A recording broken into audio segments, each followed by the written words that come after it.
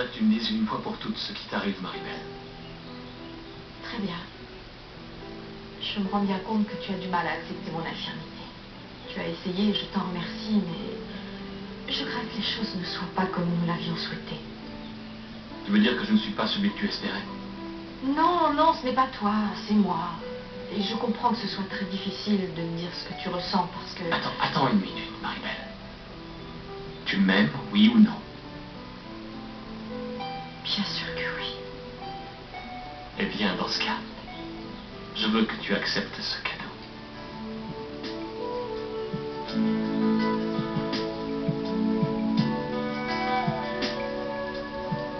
Alors, comment ça se passe? Très bien. Sauf que... Que quoi? Maribel est tombée. Comment ça? Elle s'est fait mal aux pieds. Oh. Non, non, ce n'est rien de sérieux, mais elle doit se reposer. Tu vois, je te l'avais dit. C'est une infirme et je... Oh, pourquoi elle est venue? Pour passer le week-end à se morfondre dans sa chambre? Je t'en prie, baisse le ton.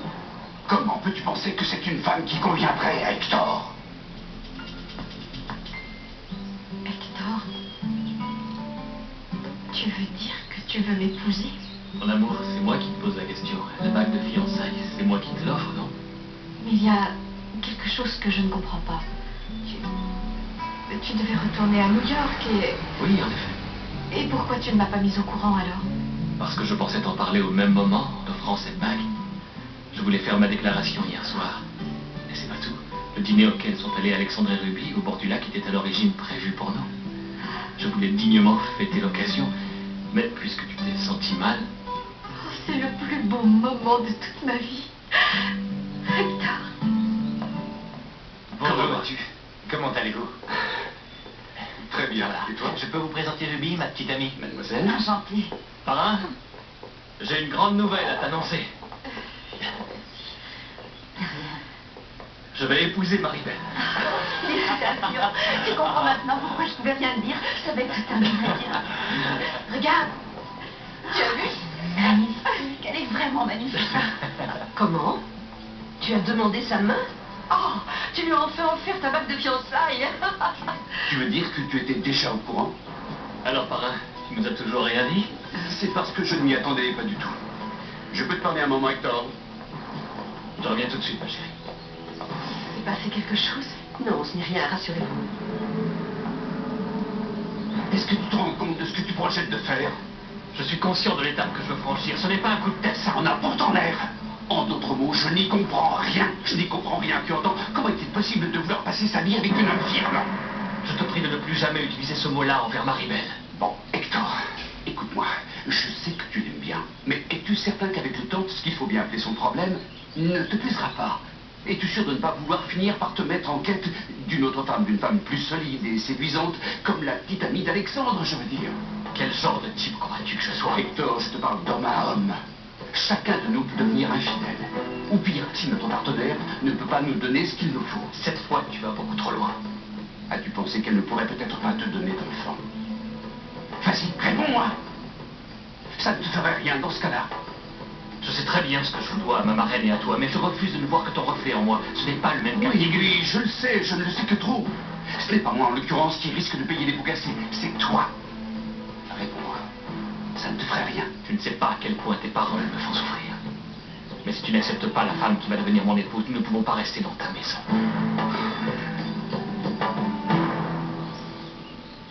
Alors, vous sortez déjà ensemble tous les deux? Vous trouvez qu'on forme un beau couple, qu'on va bien ensemble? Vous semblez très heureuse, c'est le plus important, non? Je connais bien ce jeune homme, croyez-moi. Et c'est quelqu'un de bien, de responsable et de très entreprenant, tout comme ses parents. Ah oui? Nous devons immédiatement retourner à Mexico. Pourquoi? Mon parrain a un problème et il faut qu'il soit tout seul pour le résoudre.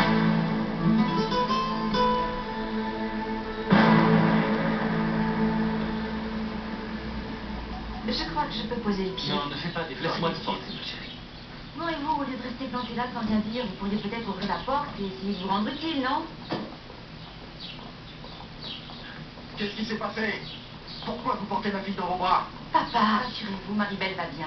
Ce qui s'est passé, c'est qu'en voulant monter à bord d'un bateau, elle s'est foulée de la cheville. Quoi? Vous et moi, nous avons à parler. Je croyais que vous aviez compris qu'elle était fragile, qu'il lui fallait sans cesse des attentions spéciales. Et toi, Maribel, j'avais pourtant pleine confiance en ton jugement et regarde ce qui s'est passé. Écoutez, monsieur, ce qui est arrivé n'est la faute de personne. Ce n'était qu'un accident. J'ai examiné votre fille, je vous assure que ce n'est rien de sérieux. Vous êtes l'ami d'Hector, donc vous essayez de minimiser les choses, mais c'est terminé.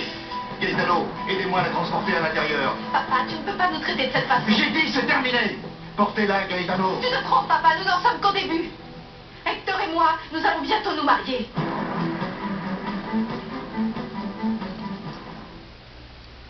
Hector est un irresponsable. Il est totalement incapable de s'occuper de toi. Je vous assure qu'il l'aime Paulin, profondément. je vous en prie, laissez-nous tranquille.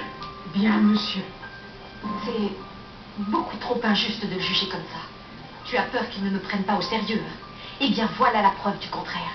Cette bague est le symbole de son amour et prouve qu'il veut réellement m'épouser. Que veux-tu de plus, papa? Je vais raccompagner Ruby. Je t'appellerai plus tard pour voir si tu veux que je passe te prendre. Pardonne-moi, désolé de t'avoir obligé à assister à cette petite scène. Malheureusement, je ne pouvais pas deviner. Hector, ne t'en fais pas. Maribel et toi saurez très bien défendre votre relation. Je sais que ça ne fait que peu de temps que je sors avec Ruby.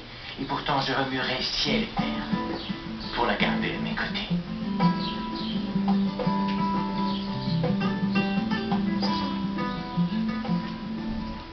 Il veut t'emmener avec lui à New York? C'est pour son travail, papa. Il ne veut pas y aller sans moi. Mais qu'est-ce que tu pourras faire là-bas, loin de moi, toute seule?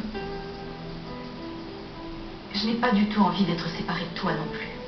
Mais ce projet est vraiment important pour Hector et c'est de comprendre, papa, c'est sa carrière. Mais tout ça n'est que très secondaire. Je suis loin d'être convaincu qu'Hector est bien l'homme qui te convient. Papa, depuis que je suis toute petite, tu me protèges et je t'en remercie. Mais vivre implique aussi que nous devons courir des risques. C'est vraiment ce que tu désires? Tu veux courir des risques? Tu as donc envie de souffrir? Non, bien sûr que non, papa. Il ne s'agit pas d'envisager le pire. Il y a que tu ne peux pas me retenir enfermée dans une espèce de bulle pour être sûr qu'il ne m'arrivera rien. Ma chérie, si je le pouvais... Je t'en prie, papa. Ne t'oppose surtout pas à mon mariage avec Hector. Ne me mets pas dans une situation qui me forcerait à devoir choisir entre l'un de vous deux, je t'en prie. Chérie, tu as déjà fait ton choix, non?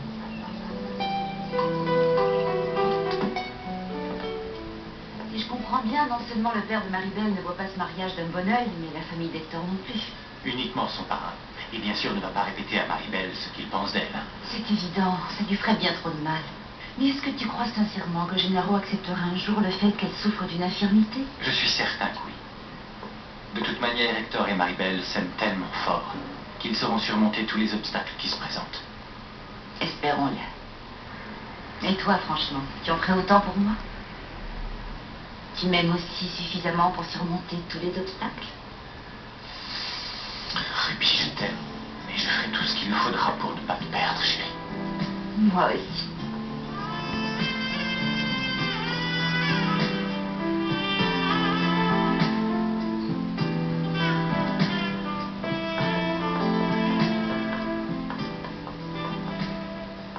Christina, félicite ta petite sœur. Eh oui, Alexandre et moi sommes déjà fiancés. Bravo, félicitations. Tu as de la chance de pouvoir compter sur quelqu'un qui t'aime. Et comment va maman? Mieux. Mais je te signale que j'ai l'intention de payer le docteur Rivera. Non, c'est hors de question. N'insiste pas.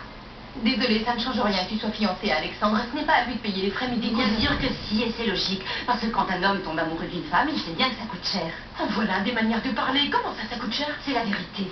Et je sais que je vaux bien. Si Alexandre m'aime, il devra payer toutes les factures de maman. Et tout ce que je lui demanderai de m'offrir aussi. Ruby, enfin, tu parles comme si tu étais en train de te vendre. Et c'est faux, rien n'oblige à payer quoi que ce soit, ni pour toi, ni pour maman.